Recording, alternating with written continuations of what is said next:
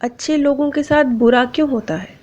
जो लोग पूरा जीवन गलत कर्म करते हैं वो आनंद में रहते हैं, और जो लोग अपने जीवन में सिर्फ अच्छे कार्य करते हैं, सिर्फ अच्छे कर्म करते हैं, उनके साथ फिर गलत क्यों होता है?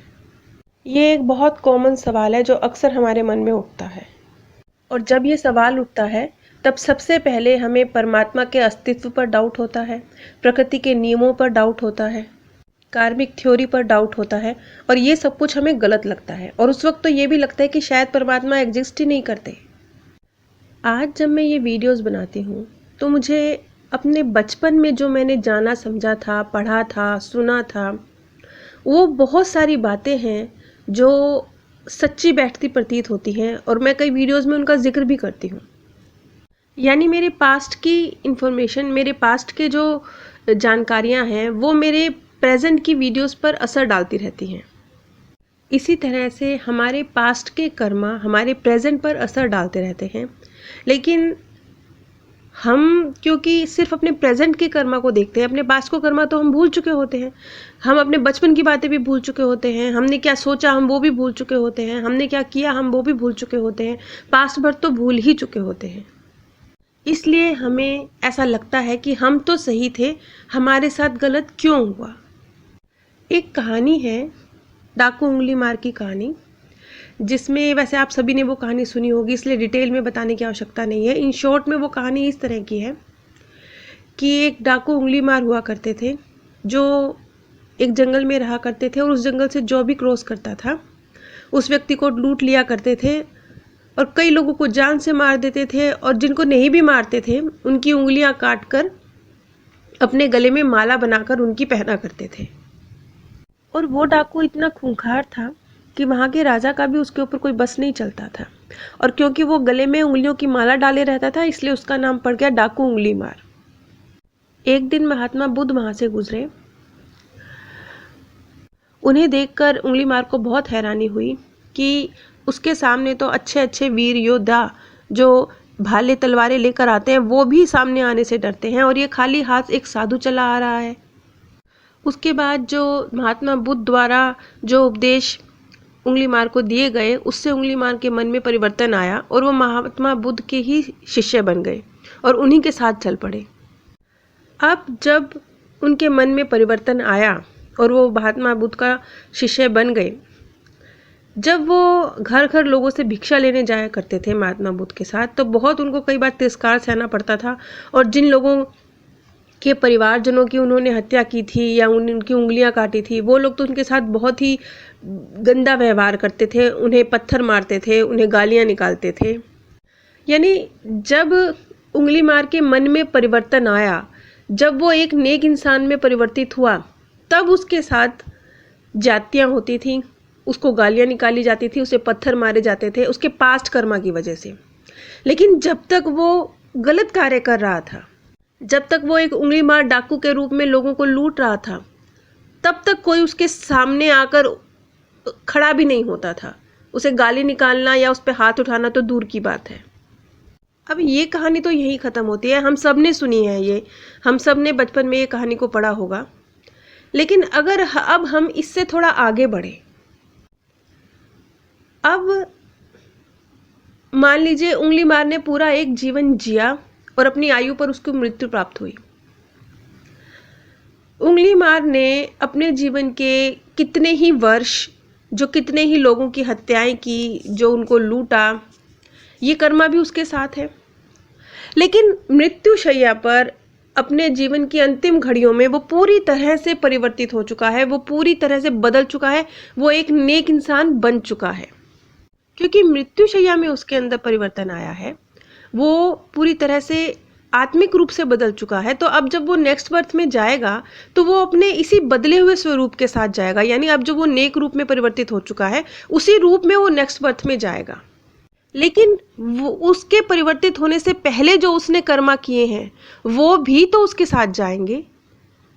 अब होगा क्या? अब क्योंकि वो परिवर्तित हो चुका है तो वो नेक्स्ट बर्थ में एक बहुत ही सौम्य, सरल, नेक, भोले इंसान के रूप में जन्म लेगा, जो किसी के साथ कभी कुछ गलत करता नहीं है। लेकिन उसके साथ ज़रूर गलत होगा। क्यों? क्योंकि वो जो उसने कर्मा किए थे उंगली मार डाकू के रूप में, उन्होंने उसका पीछा नहीं छोड़ा है। अब नेक्स्ट बर्थ में तो वो सब कुछ भूल चुका होगा, उसे सिर्फ ये याद रहेगा, और उसे भी और उसके आसपास के लोगों को भी सिर्फ ये याद रहेगा कि ये तो एक बहुत नेक इंसान है, शरीफ इंसान है, किसी के साथ गलत नहीं करता, लेकिन इसके साथ क्यों गलत होता है। बस यही बात हम सब पर लागू होती है। हम सब अब अपने पास्ट बर्थ को तो हम बात ही नहीं करते, उसे तो क्योंकि हम वैसे भी भूल चुके हैं तो उसका तो अब हम जिक्र ही नहीं करते। वहाँ से तो हम पता नहीं कौन कौन से पिटारे लाए हुए हैं, उसे तो छोड़ दीजिए।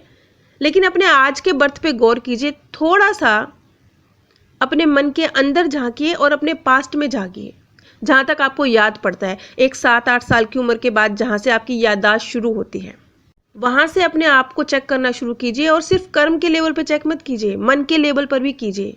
जो आपने अपने मन में जो थॉट क्रिएट करे हैं, उसकी जो ऊर्जा है वो भी आपके साथ है। इसलिए आपने अपने मन के स्तर पर जो विचार क्रिएट करे हैं आज तक अपने जीवन पे, उन्हें भी चेक कीजिए।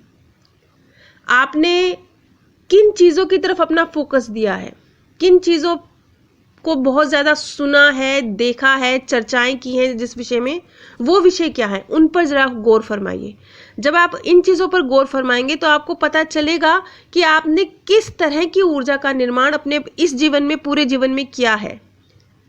और तब आपको बहुत हद तक ये चीज़ समझ में आने लगेगी कि आप तो अच्छे हैं, आप तो नेक हैं, फिर आपके साथ गलत क्यों हो रहा है।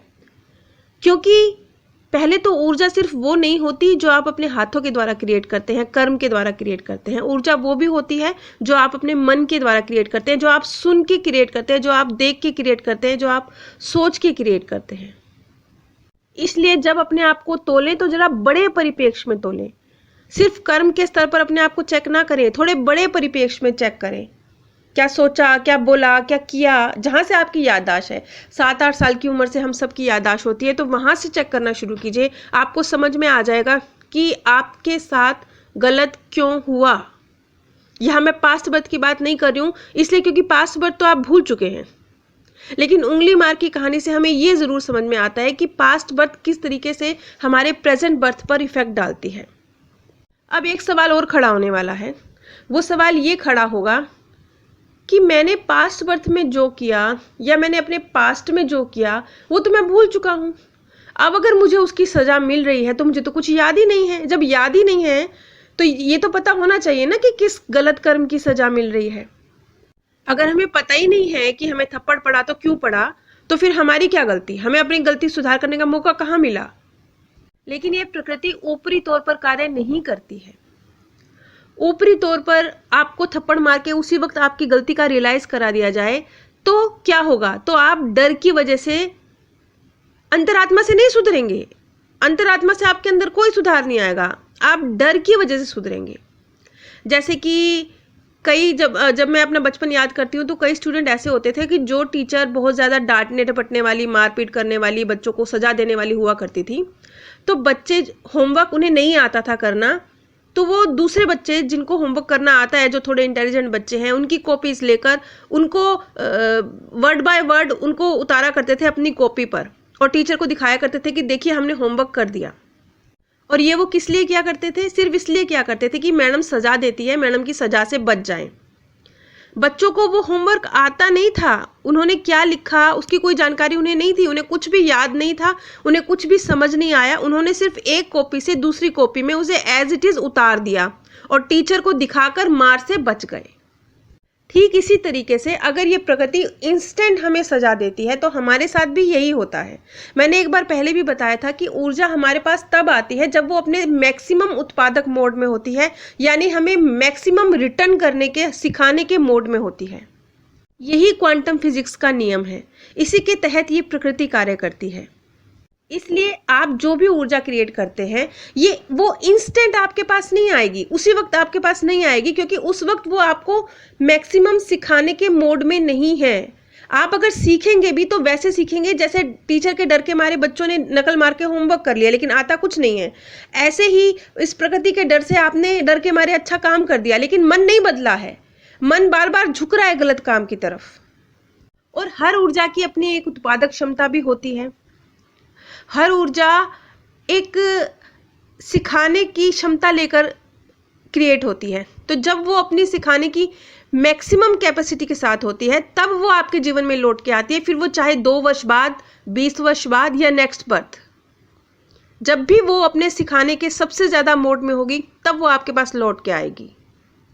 और क्योंकि उस वक्त आप सीखेंगे तो मैक्सिमम, लेकिन मैक्सिमम सीखने के बावजूद आपको याद कुछ नहीं रहेगा। आप बोलेंगे कि ये मेरे साथ क्यों हुआ, मैं तो बहुत अच्छा इंसान हूँ।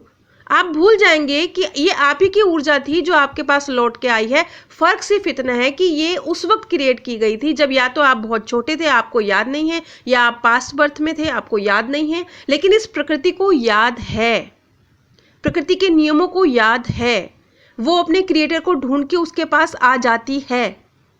शायद अब इस सवाल का जवाब हमें मिल गया होगा कि क्यों अच्छे लोगों के साथ गलत होता है, और क्यों पास्ट बर्थ के कर्मा नेक्स्ट बर्थ में जब हम सब कुछ भूल चुके होते हैं तब हमारे सामने आते हैं। नीचे डिस्क्रिप्शन बॉक्स में मैंने आप सभी के साथ अमेज़ॉन के लिंक शेयर करे हैं। अगर आप इस लिंक के माध्यम से कुछ भी परचेज़ करते हैं तो बिना कोई आर्थिक नुकसान उठाए आप इस ज्ञान के प्रसार में सहयोग दे सकते हैं और लोगों के मन से निकलती सच्ची दुआओं के हकदार बन सकते हैं। मैं नहीं जानती, लेकिन कुछ वक्त से कुछ प्रॉब्लम है और बहुत से कमेंट हैं जो अपने आप डिलीट हो रहे हैं। अगर आपका कमेंट भी डिलीट होता है तो कृपया 2 मिनट रुक कर एक बार फिर से कमेंट कीजिए, क्योंकि मैं नहीं समझ पा रही कि ये प्रॉब्लम क्यों क्रिएट हो रही है। लेकिन कई कमेंट हैं जो अपने आप डिलीट हो रहे हैं। नीचे डिस्क्रिप्शन बॉक्स में ही मैंने अपने second channel path of happiness का लिंक भी दिया है, जिस पर मैनी लाइफ मैनी मास्टर्स की सीरीज़ ख़त्म हो चुकी है और सेम सोल मैनी बॉडीज़ की सीरीज़ चल रही है। अगर आप इन सीरीज़ को सुनने के इच्छुक हैं तो कृपया मेरे second channel path of happiness पर एक बार ज़रूर विजिट कीजिए। इन दोनों ही चैनल्स पर जो भी जानकारी प्रस्तुत की जाती है, मैक्सिमम भरकस प्रयत्न किया जाता है कि जो भी इस फील्ड में साइंटिफिक प्रमाणिक रिसर्च हुई हैं उनके आधार पर ही प्रस्तुत किया जाए। आप सभी पे परमात्म सौंदर्य प्रेम